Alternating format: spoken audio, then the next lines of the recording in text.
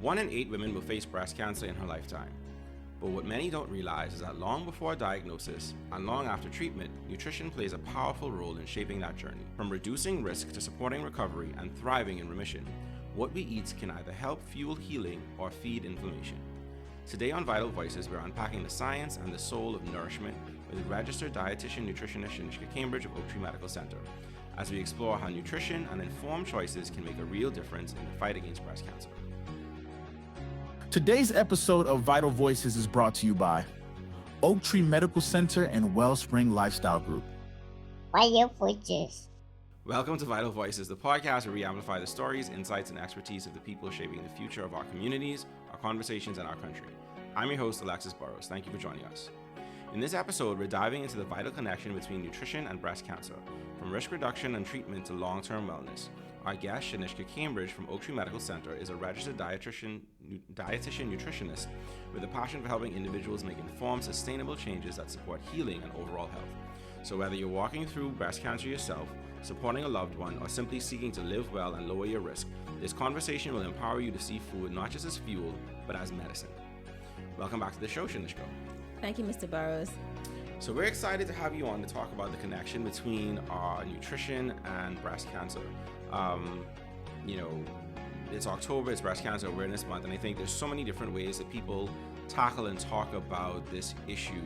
And I don't know that I've heard a lot of people take the conversation from the standpoint of nutrition, how it plays in risk reduction, how it plays when people get into sometimes the complicated relationship with food as they go through treatment because of things like nausea and other discomforts, as well as, once you've gone through treatment and you're in remission, how you can eat in a way that preserves, your body and gives you the energy you need to continue fighting it off, right? So we are excited to have you on to kind of talk us through that from the perspective of, a registered dietitian and nutritionist. So we enjoy having you on the show, and we're happy to have you back to talk about this important topic.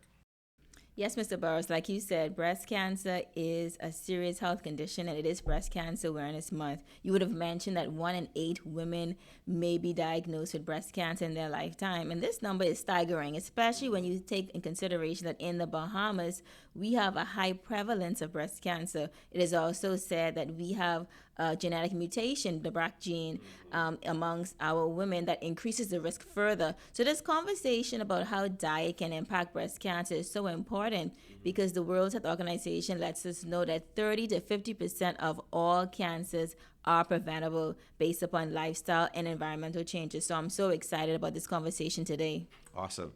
So let's dive right into it.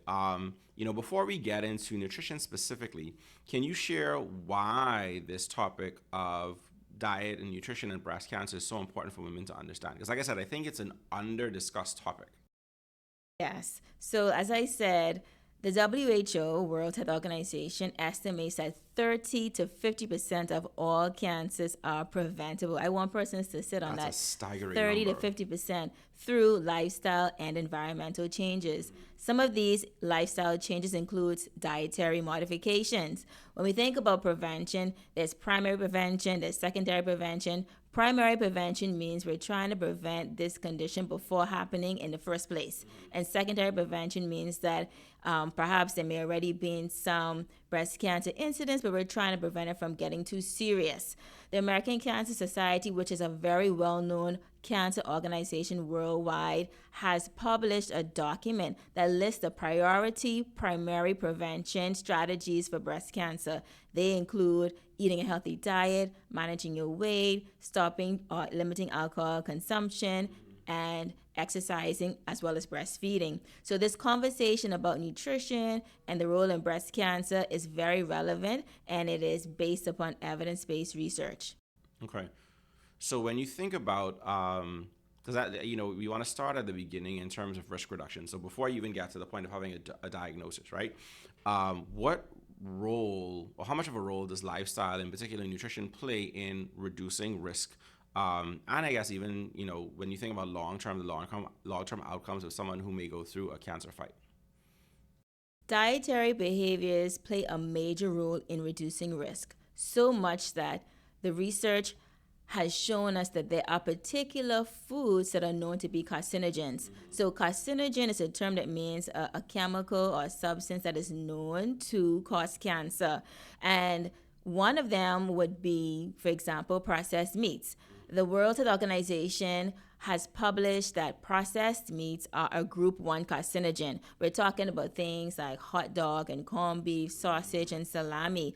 A group 1 carcinogen means that they know it causes cancer. There's no debate about that. They also mentioned that consuming red meats are categorized as a group 2A carcinogen. So what that means is that, well, we have some evidence to show there's an association, but we're not going to give as a strong statement as processed meat. So just from those two statements alone, lets us know that what foods that we eat can directly influence our risk for developing breast cancer. And just plug in a little bit of research there. Some research has shown us that there's some things that we can do to reduce that risk besides avoiding those things mentioned like the processed meats, minimizing red meats, is increasing dietary fiber. Fiber intake is powerful because it actually helps to absorb these carcinogens and we will stool it out, defecate it. And so increasing the intake of fiber has been shown to be associated with a reduced risk. So what also reduces your risk? Minimizing or avoiding alcohol. So much that if you reduce or avoid alcohol, the research shows that you can lower your risk by 75%. Oh, wow. Right. So that's that. Those are very staggering numbers, both the 30 to 50% that you mentioned initially, and then being able to reduce your risk by 75% if you reduce or eliminate your alcohol and smoking, which is, it's important for people to hear. So, obviously, when you get to talking about nutrition, when you get to talking about diet, there are tons. You have the Mediterranean, you have the South Beach, you have the this, that, and the third, you have, 1 meal a day. There's so many different variations of, and some of them are decent, some of them are fads. But when you think about this specific conversation, right, are there certain foods or dietary patterns that are especially protective when it comes to reducing your risk for breast cancer, developing breast cancer?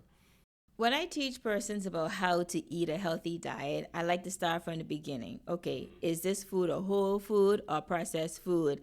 If we are eating foods that are resembling how it looked from the farm, as close as possible, that is more likely to be a whole food. Eating more whole foods that are not processed and have all those chemicals and those changes will be more associated with reducing the risk of breast cancer. Also, we know that eating more whole foods, unpressed fruits and vegetables, whole grains and beans, it is shown to reduce your risk so much that leading this dietary pattern can reduce risk by about 50%.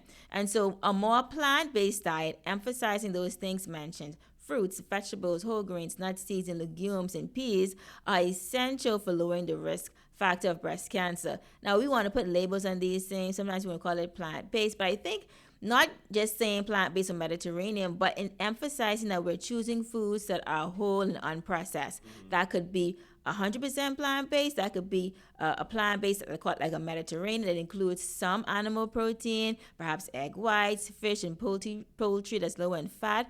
However, what we know is that if we want to reduce our risk, we want to be consuming foods that are not processed, foods that are emphasizing plant-based foods, foods that are high in fiber, and foods that are going to be low in sugary additives and high in fat.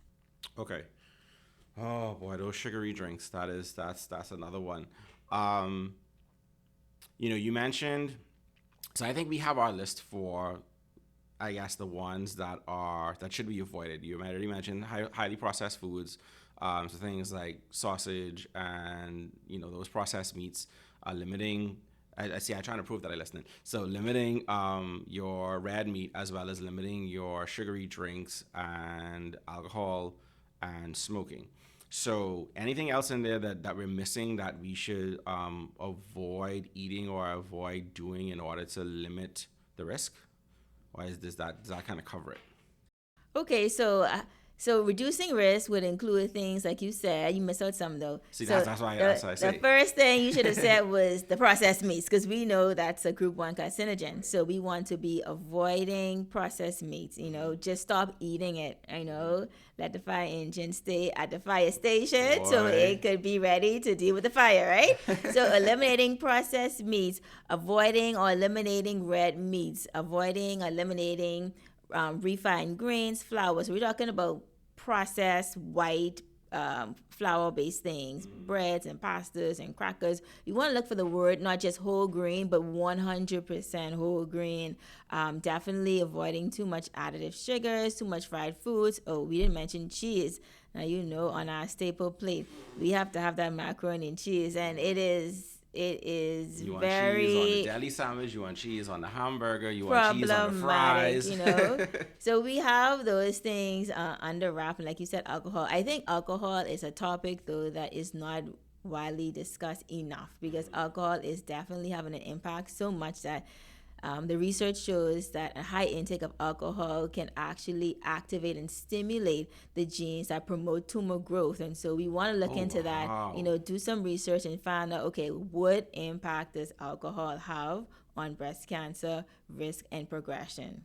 Okay, that's a good one. And I think sometimes people don't think about it because we have a culture of indulgence in general, right? Whether that's in food, whether that's in alcohol, risky substances, we generally have that sort of indulgent culture. But I think people, when it comes to especially the topics of women's health, they don't necessarily consider the discussions around things like alcohol. It's like, you drink a glass of wine. You don't think about, because when people think about men and drink, you think about heavy liquor and beers and all that stuff. But typically we associate women's alcohol consumption in that, it's just a dainty glass of wine, and not necessarily, because we do have people who indulge, greatly, whether they're men or women. So that's an interesting conversation that we probably need to spend some more time on, maybe in a different episode, the effects and the impact of alcohol on our health. So that kind of covers most of the risk reduction. I think this is an interesting one. It's a delicate one to ask, but how does maintaining a healthy weight tie into breast cancer risk reduction? Maintaining a healthy weight is essential for breast cancer risk reduction. Earlier in the conversation, I would have mentioned that the American Cancer Society has a document published called the Priorities for Primary Prevention for Breast Cancer. One of those things is maintaining a healthy weight. This conversation is timely, especially here in the Bahamas, because in 2019, the Ministry of Health would have conducted a health survey, and they found that at least 75% of persons living in this country are at minimum overweight and obese. That number is staggering. Why is this important? This is important because excess body fat produces more estrogen. Breast cancer is a hormonally driven cancer, and so if estrogen levels are elevated, it will enhance tumor growth. What else does excess fat do in the body? It increases insulin and insulin growth factor 1, which also are known to increase breast cancer tumor growth. And excess body fat also increases inflammation. You would have mentioned the word inflammation early in this conversation, and that also promotes tumor growth. So we see, just from those things I would have mentioned, maintaining a healthy weight, reducing excess adiposity is essential if you want to reduce your risk of breast cancer. Okay, so we've covered the risk reduction space. Let's move into nutrition during the actual treatment process. So let's say you're talking with someone who has been diagnosed and they're going through some form of treatment, whether it be chemotherapy, whether it be radiation, or whether it be surgery. What are some of the biggest nutritional challenges that they may face as they go through the treatment journey for breast cancer? Right. So this part of the conversation is very important, because sometimes we may know persons who are experiencing side effects of cancer treatments but not connecting them directly to nutrition. So some of these side effects that are nutritionally related includes like constipation, diarrhea, loss of taste, fatigue, nausea, vomiting, loss of appetite. All of these factors can lead to a decreased intake of food in general. What that's going to mean is that there's going to be a reduced intake of nutrients, a reduced intake of nutrients that perhaps that can help with the cancer fight. This can contribute also to what we call disease-related malnutrition. If a patient becomes malnourished, that means that their immune system is dampened, so they're going to be more at risk of developing infections. They're going to be hospitalized longer. They're going to have more complications. It's going to lower the lifespan. And so these side effects directly impact nutritional status, and they need to be addressed as well. Like you said, I think it's a conversation that is very critical, because that is a difficult part of the journey for a lot of people because of, like you said, things like loss of appetite, and then that leads into issues like either constipation or diarrhea, depending on how your GI is set up. And there's a lot that comes into play in that space. Are there differences in your recommendations for women who are are there specific foods or nutrients that can help with these common side effects? Because like I said, how do you eat when you have loss of appetite? And then how do you eat if you're having either diarrhea or constipation? How does that look as you're navigating that space? Right, so these are great questions. So if a patient has nausea and low appetite, it would not help them if you put a big plate of food in front of them. So perhaps you may need to give smaller, more nutrient-dense foods more frequently, maybe some crackers, with a little bit of a topping that they would like to consume or not be have a reaction towards. Maybe they can suck on lemon or lime, maybe add lemon or lime juice to the water, drink some ginger tea, drink peppermint tea, get some ginger chewy type of candies that can help with the nausea and things like that, and avoiding strong odors. There's some foods that have a strong odor, and if a person said, well, you know what, I don't really like how that thing smells, I'm not going to call a name, then you want to avoid that. So that means that we need to be mindful about what we're eating as well around persons who may be going through these symptoms. What about diarrhea? There's a certain way of eating. It's called the brat diet, where persons can emphasize certain things, maybe eating more bland foods, trying some bananas, some rice, applesauce, some toast, some crackers. These things are known to help with managing the symptoms of diarrhea. And of course, with all the diarrhea, we want to be adding more fluids, maybe getting some coconut water, Pedialyte, some sports drinks, so we can replenish our electrolytes. When it comes to constipation, we want to identify things that can ease that. So in addition to getting adequate fluids, we want to make sure we get sufficient fiber. Now, one of the foods that are highest in fiber naturally, besides a supplement, are going to be beans, peas, and legumes. So maybe try some hummus dip. Maybe that can go on the toast or the crackers. Maybe add some beans to a soup or to a salad or to a stir fry. Get some more whole grains. If necessary, get a little fiber supplement. But these things can help with constipation. And what about loss of taste? Now, taste buds are so important. When we eat food, we want to taste the food. We're not eating just to get nutrients, but we want to enjoy it. But unfortunately, sometimes the side effects of cancer treatment can impact that. So maybe we can add some other flavors, try different spices, some marinades, add some lemon and lime juice, things like that. It can help with exciting those taste buds. You mentioned the role of, to some degree, like staying hydrated, right? And getting like electrolytes and stuff in. How, because I think that's sometimes too, people don't know what's safe and what's not safe. So like, I know some people just don't like water. They don't like the taste of it. It doesn't do anything for them. And sometimes it's just because maybe they need the electrolytes. So like coconut water, and like you mentioned, sports drinks, but how important is that during the recovery and I guess the tolerance to treatment part of the process? It's very important because you want to prevent dehydration. If a patient becomes dehydrated, it will worsen those side effects. So the nausea and the low appetite, the constipation, the loss of taste, dehydration will lower or worsen the side effects of cancer treatments. If a patient is dehydrated, it will also compromise or lower the immune system. So that means that the patient will be more at risk of developing other infections. And it also puts a stress on the kidneys if we are dehydrated. So while we want to focus on getting more fluids in and electrolytes, we also want to bear in mind that there's some things that are dehydrating. So for example, drinking alcohol, drinking things with caffeine, eating foods that are very high in salt can worsen dehydration. So here's some tips to help with your hydration status. Maybe set some reminders. Maybe you need to remember that you need to get some fluids in. Play around with temperatures. Perhaps sometimes you want it cooler, hotter, warmer. Add flavor to your water. Maybe some mint, some lemon, cucumbers. Enjoy some herbal teas. Get coconut water and broth. These are all tips that can help with hydration. Okay. No, not the broth. I didn't think about that one.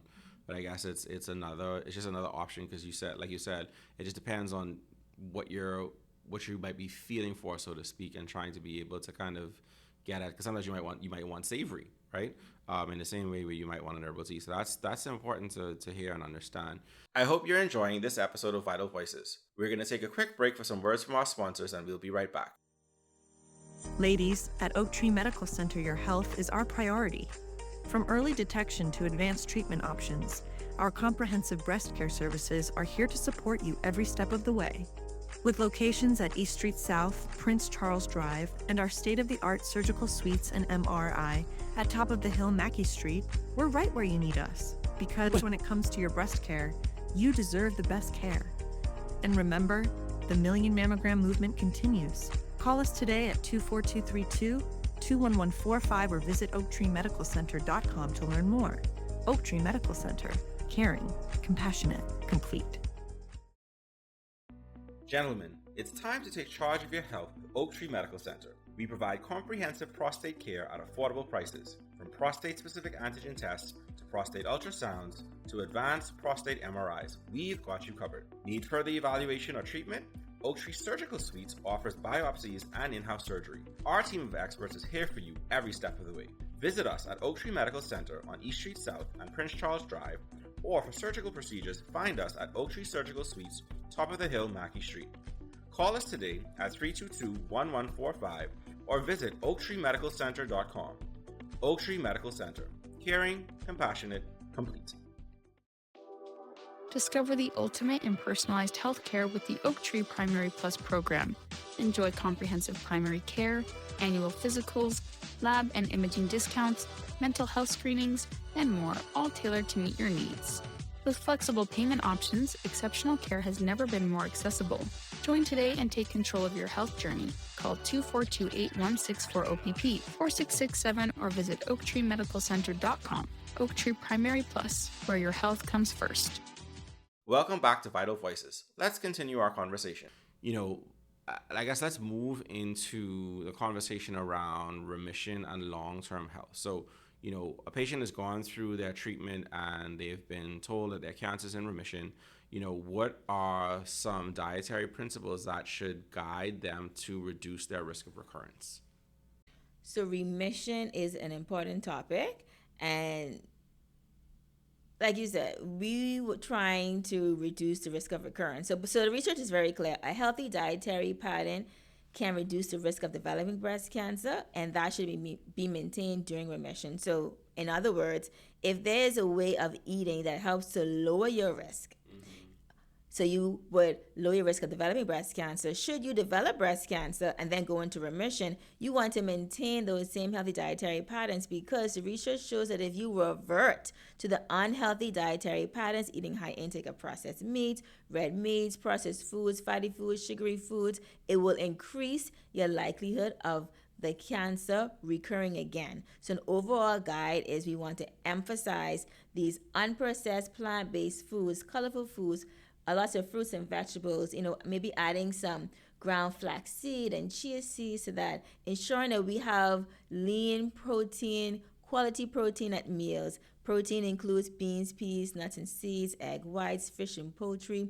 You want to ensure that our foods are not excessively high in saturated fat and cholesterol, but lower in fat, and have an overall diet that is emphasizing antioxidants, so perhaps in herbs and spices, turmeric, colorful foods, and of course, limiting things like excess alcohol as well. So, in short, the dietary patterns that can help to reduce the risk of breast cancer should be implemented throughout the process of breast cancer as well as in remission, because we want to prevent recurrence. Right.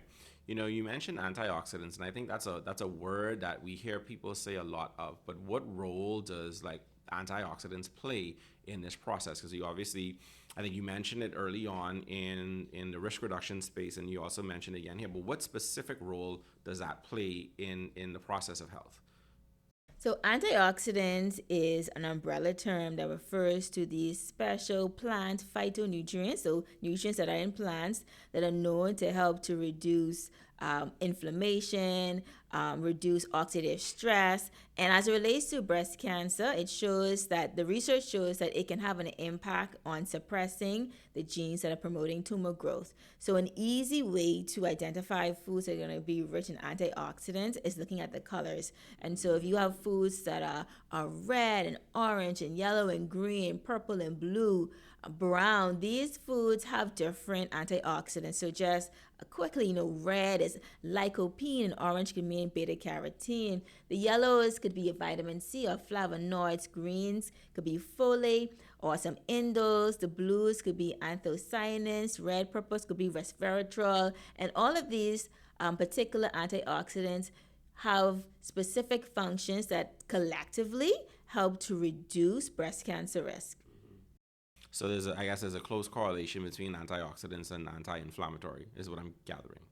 Yeah, so as I would have stated, the antioxidants help to reduce inflammation, oxidative stress, and also helps to turn off or lessen the expression of those genes that are promoting breast cancer tumor growth.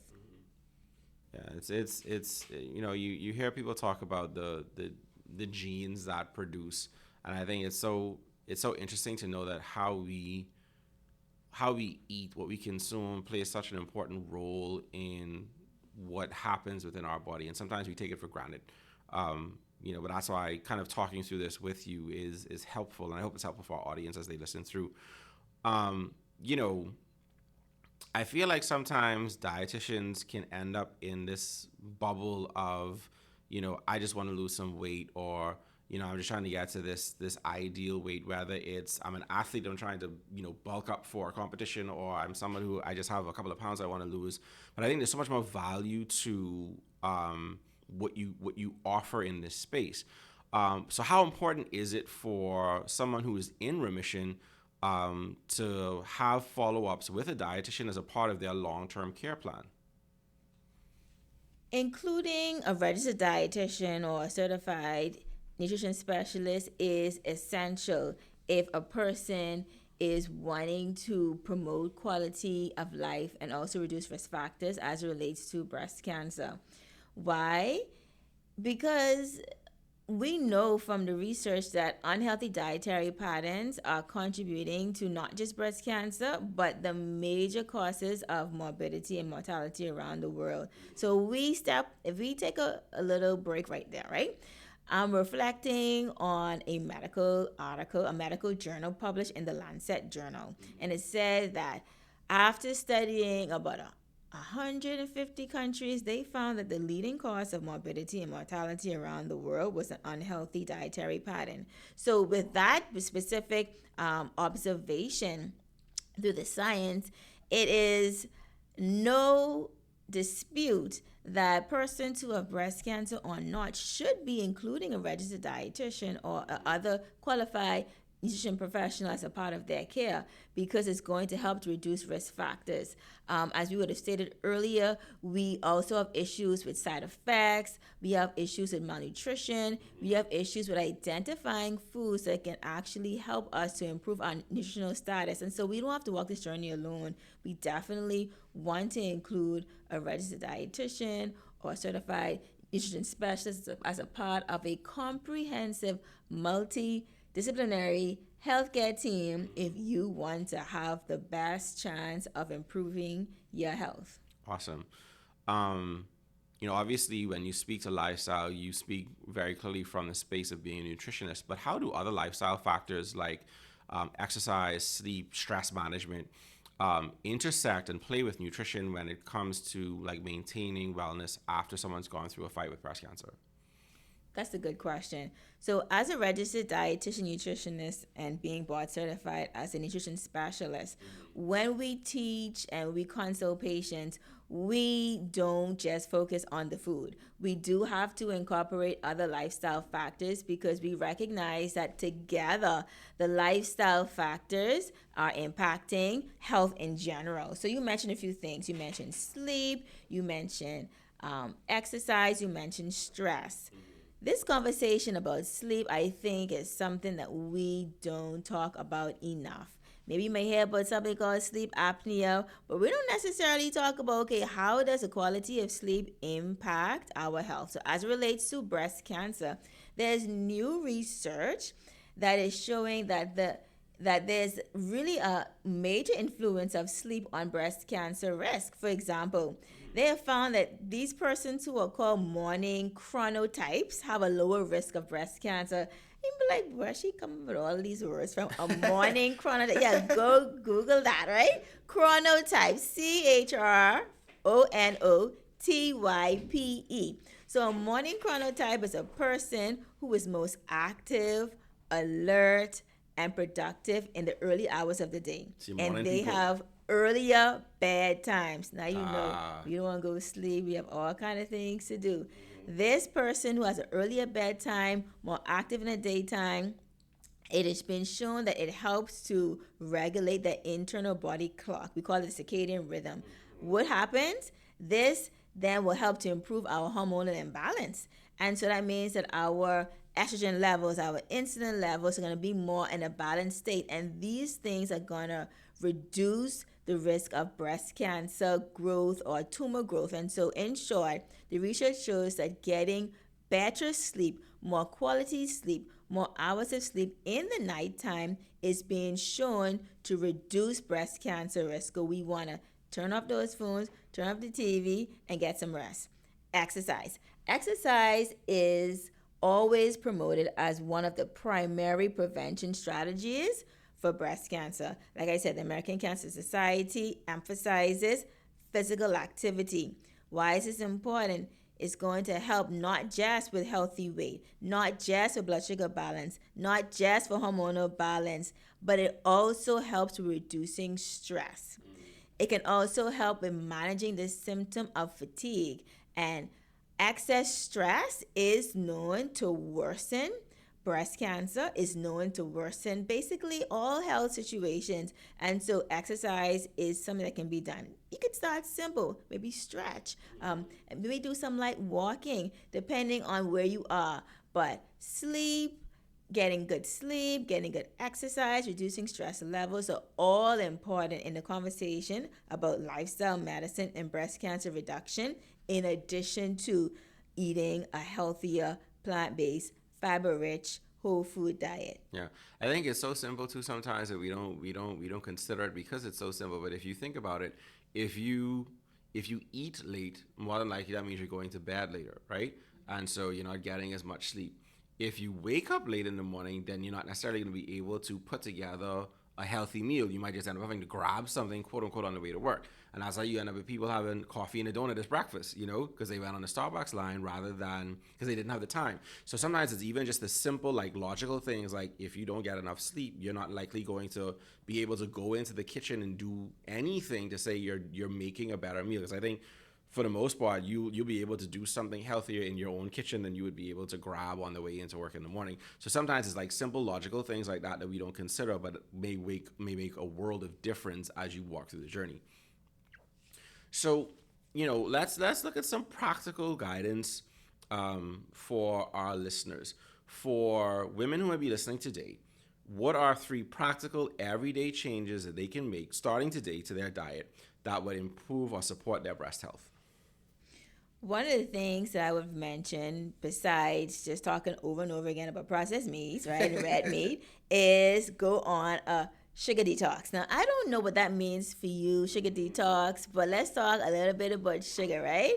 It tastes good, and we like it. I often teach patients about sugars, not just okay, white sugar, brown sugar, but letting them know that there are other particular things that are acting in the body like sugar. Why is this important?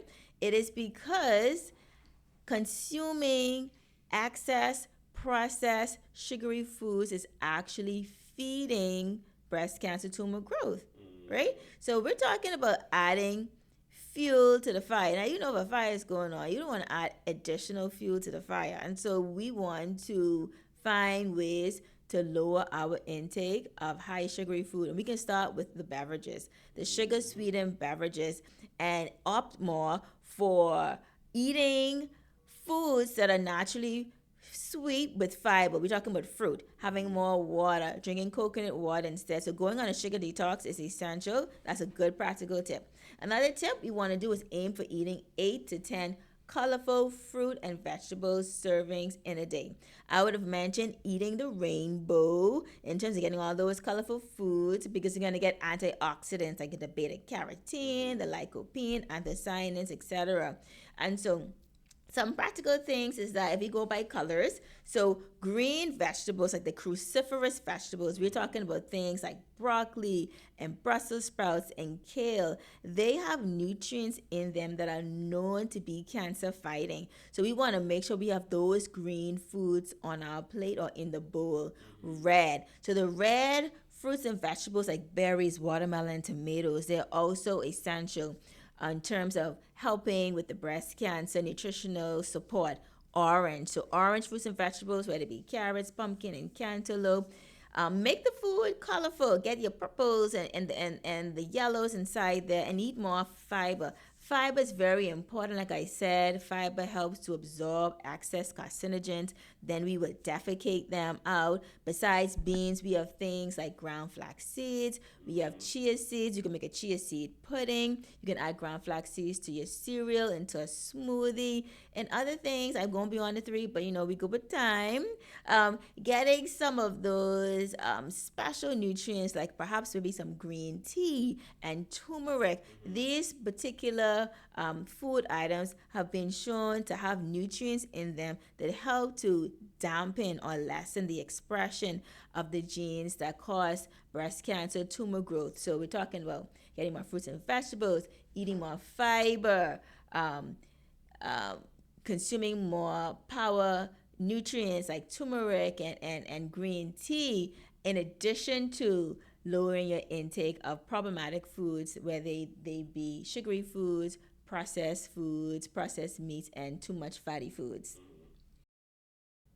So I know I can speak from experience, because I was somebody who Brussels sprouts, I'm like, no, not touching stuff like that. Like, it's just, because in my mind, like, that don't taste good. It don't taste like nothing. But I'll be honest with you, I would encourage people to give these different things a try, because there's always 100 different ways that you can cook something.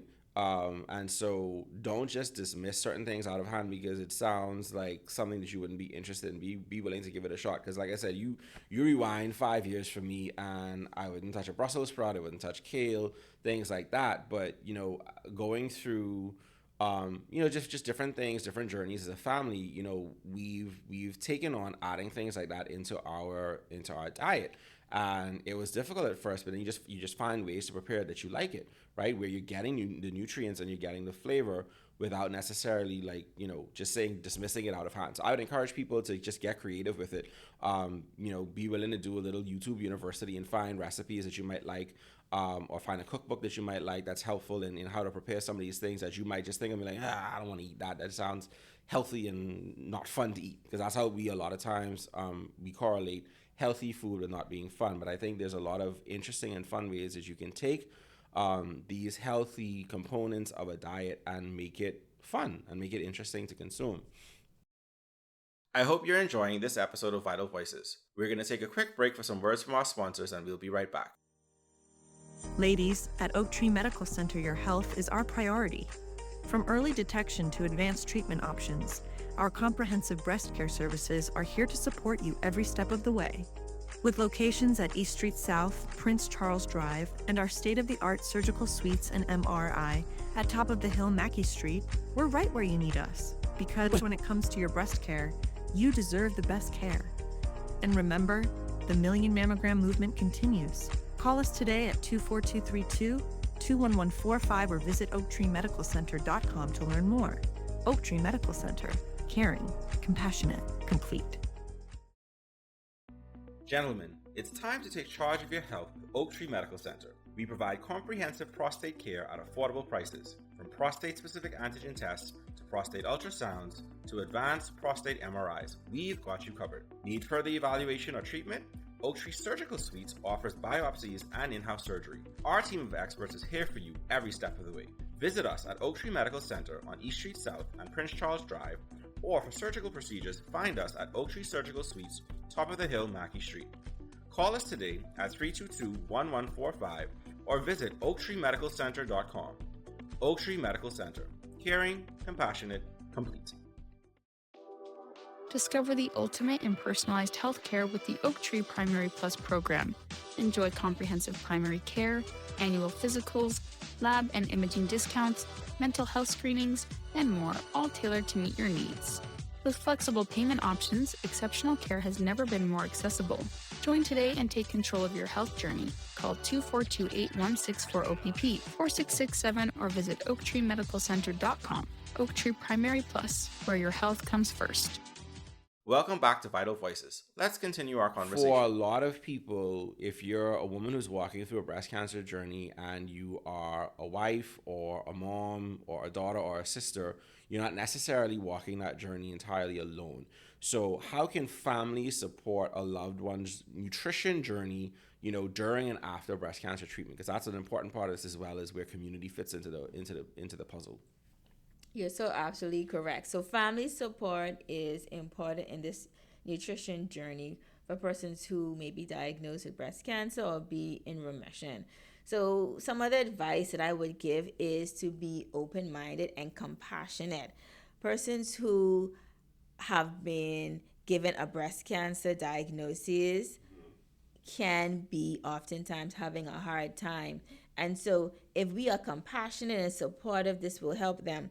When I have patients who may be diagnosed with breast cancer, sometimes it is observed that, family members may react in a certain way to certain foods. So if I say, okay, perhaps eat food A versus food B, there may be this reaction from a family member in the room. I would encourage you to control that, right? Mm-hmm. Because if you have these nonverbal or verbal reactions to new ways of thinking about food, is going to be discouraging to your loved one. And you want them to be encouraged. You don't want to contribute to a poor mental health. So being open-minded, being compassionate, being supportive verbally and through your actions are very important.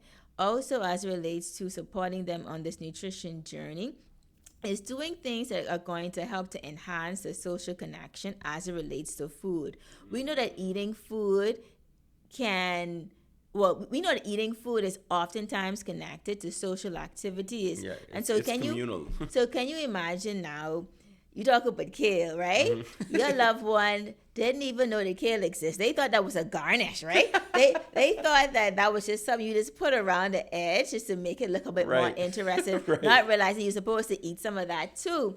And so we have to now create spaces and opportunities where we can include healthy foods in a way where we're making positive memories. So an example could be, even outside of the dinner table, is maybe going outside to a garden. Going outside to a garden where there's fruits and vegetables growing, so we have that connection. We get some fresh air, some sunlight.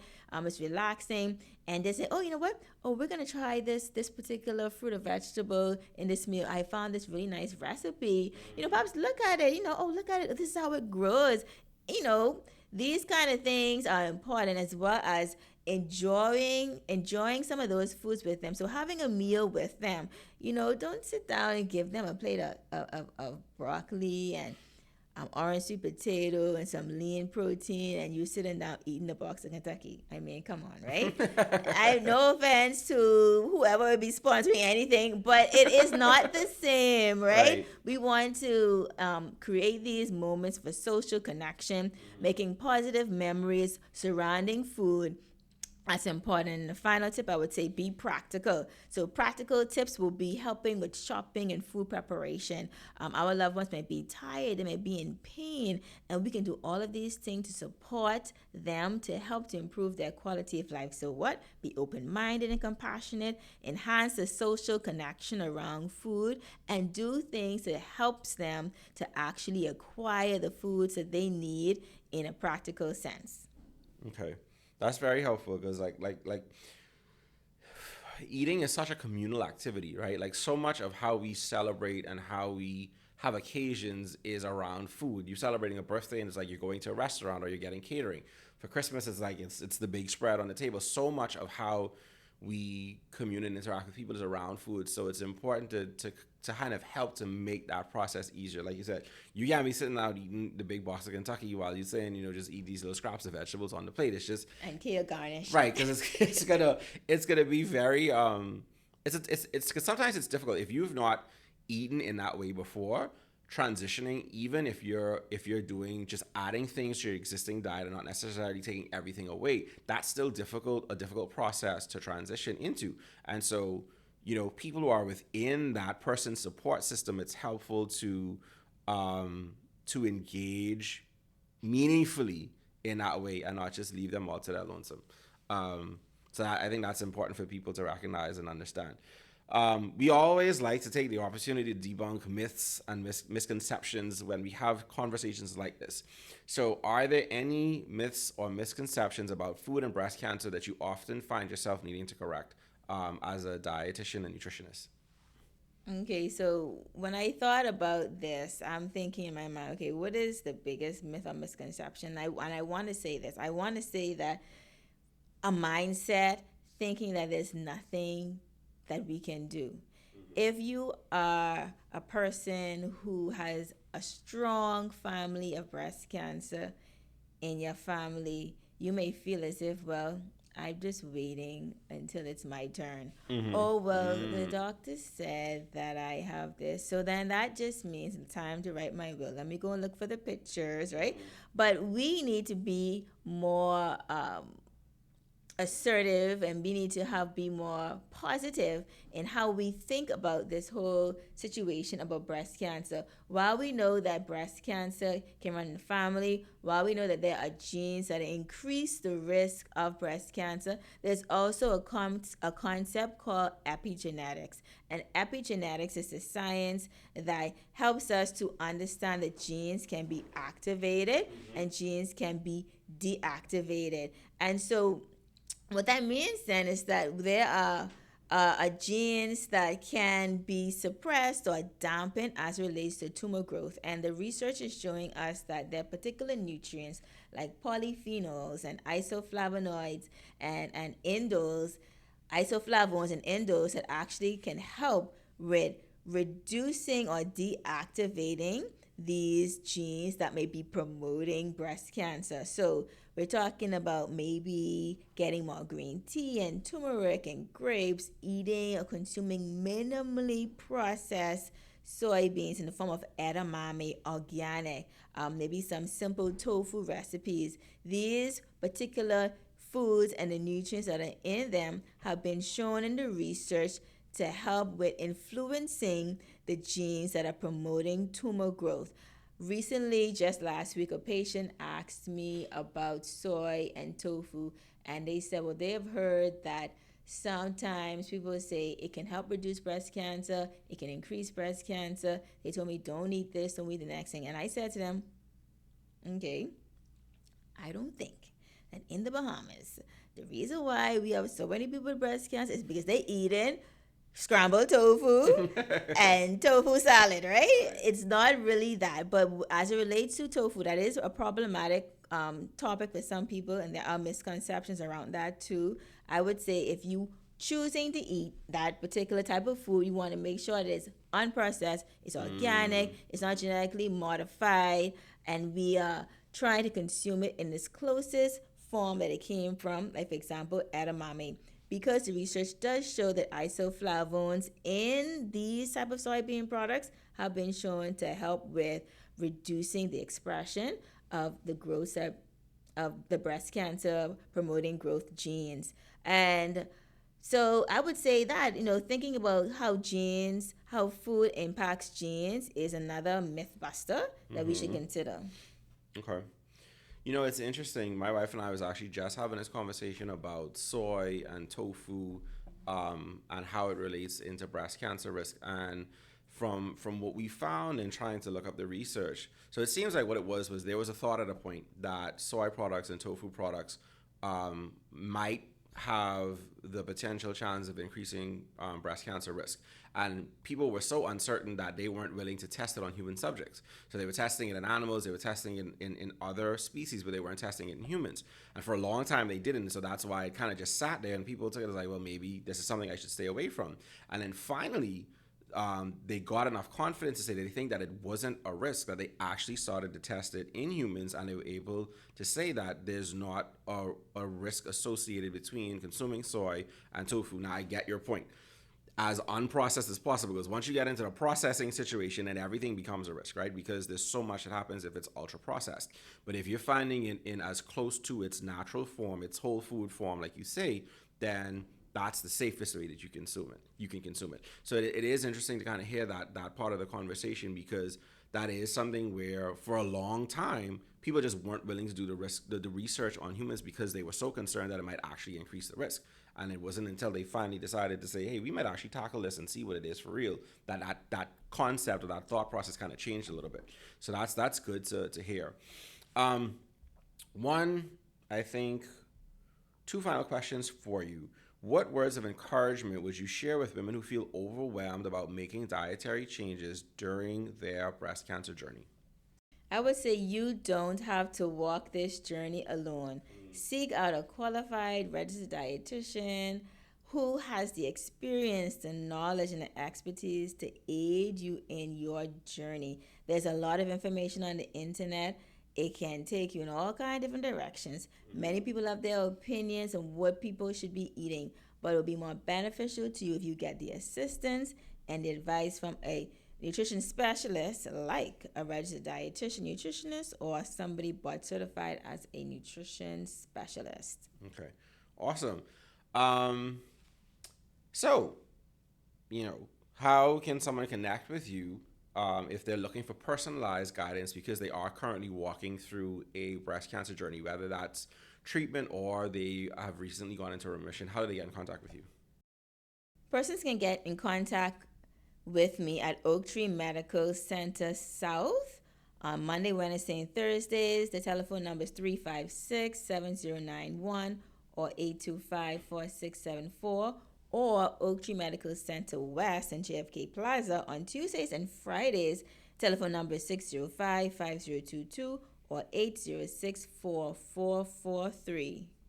Thank you so much. And as always, it's always a pleasure to have you on the show. I think there's so much good information that comes with how nutrition plays a role in all of these different areas of our health and different challenges that people can face.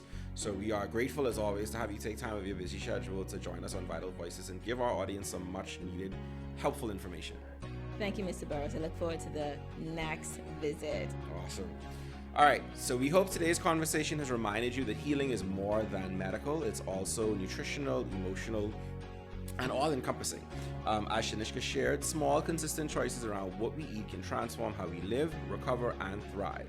If you or someone you love is navigating breast cancer, reach out for support from a qualified dietitian and lean on a community that encourages whole person wellness. Until next time, stay informed, stay connected, stay well, and stay tuned for the next Vital Voice. We'd like to thank today's sponsors, Oak Tree Medical Center and Wellspring Lifestyle Group. Did you miss a part of today's show? You can catch this episode and all Vital Voices episodes online at youtube.com/@VitalVoices242. See you next week as we sit down with another Vital Voice. Vital Voices.